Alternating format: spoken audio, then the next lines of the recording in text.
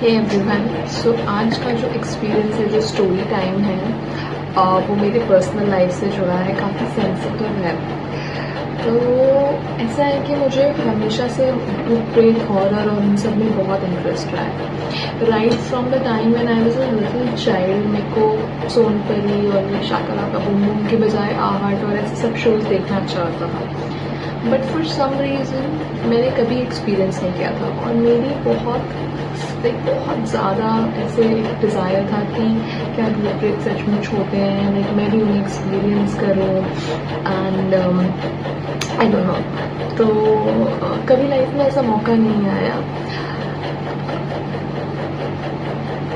It is also said कि कुछ लोग जिनके कि गण शायद भूत गण होते हैं या आई डोंट नो राक्षस गण होते हैं, वो उन लोगों को एक्सपीरियंसेस ज़्यादा होते हैं। मेरे नहीं थे, मेरे लाइक देवगण थे, तो आई डोंट नो ऐसा मेरे एस्ट्रोलॉजर का कहना था।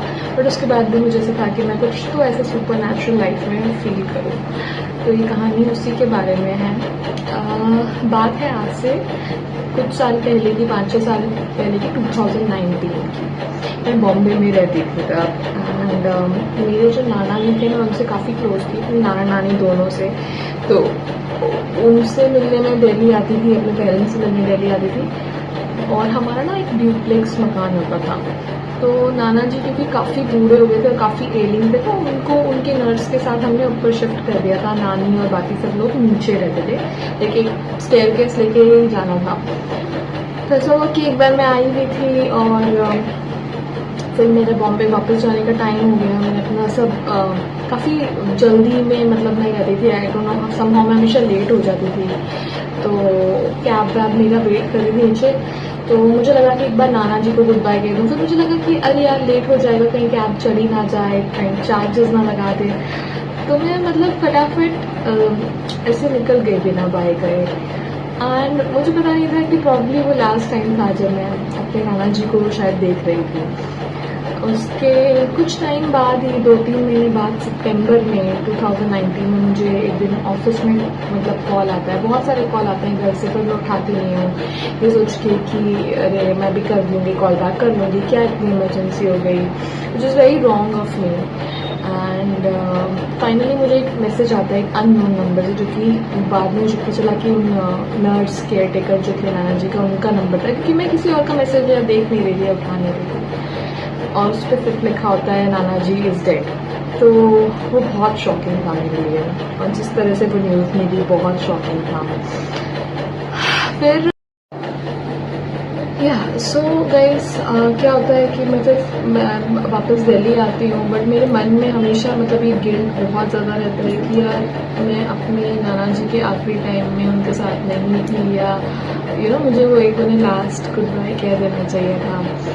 तो करते करते करते मैं बहुत ज़्यादा लाइक आई एम डेवास्टेटेड। मैं उनके डेथ्स पे इतना ज़्यादा रोई जा रही हूँ, मतलब फ्यूनरल पे हर कोई कंसोल कर रहा है। और लाइक थोड़ा सा ये भी था कि ही इज़ वेरी एज्ड, तो ऐसे मतलब मुझे ऐसा लगा कि शायद कुछ फैमिली मेम्बर्स नहीं समझ पाए थे मेरे रिएक्शन की, how close I was to him, या मतलब इट्स ओके, वो तो बुजुर्ग ही थे, इतना क्या रोने वाली बात है। But I was devastated.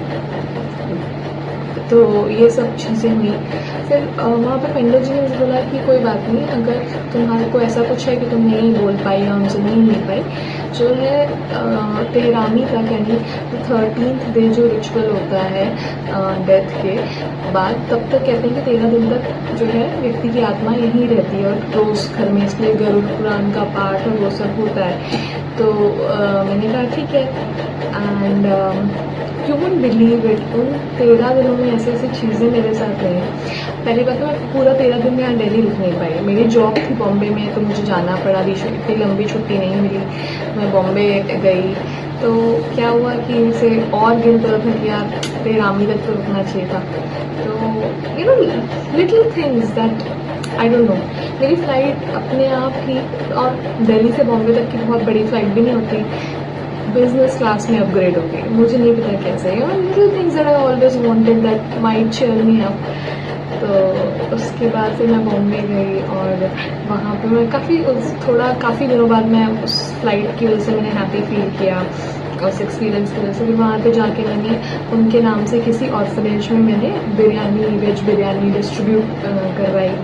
तो वहाँ पे मुझे उनकी प्रेजेंस फील हुई। और सबसे हैरानी की बात है तो बॉम्बे में हमारा 2 BHK एक रेंटल हाउस था, बहुत पुराना सा घर था। तो ना उसमें अब इतना टाइम भी नहीं होता था, भागा दौड़ी में निकल जाता था पूरा दिन, फैमिली भी नहीं थी वहाँ।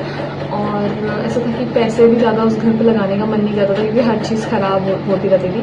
तो वहाँ पे एक फ़ैन था मेरे रूम में, किचन में, वो बड़े टाइम से ख़राब था। जब भी किचन में कुछ काम करते थे इतनी गर्मी लगती थी।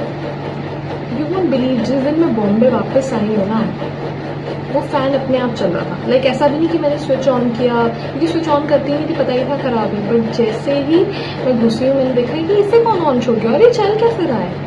So then those kinds of things made me feel that he was there, he was looking out for me. So ये था मेरा छोटा सा स्टोरी टाइम पर्सनल एक्सपीरियंस पे।